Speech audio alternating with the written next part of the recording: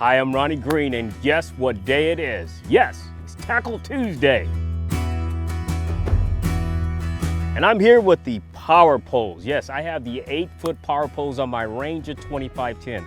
Let me tell you a little bit about them. Obviously, I love the Power Poles because they're able to put you down steady in the ground and you're not moving. It's a little windy today.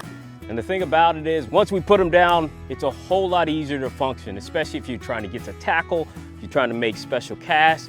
You don't want to run up on the fish with a trolling motor. It is the ideal thing. You're in skinny water, everything's sensitive in skinny water, and so the Power Poles are stealthy. They deploy really fast. Not only that, they're gonna go down really, really deep and strong.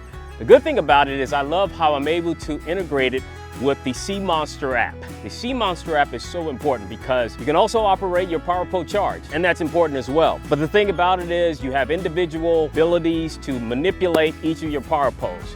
So make sure you take a look at your Power Poles, especially even in saltwater. That's where they started. And saltwater is a great place to have some Power Poles, especially when you're inshore. Tackle Tuesday.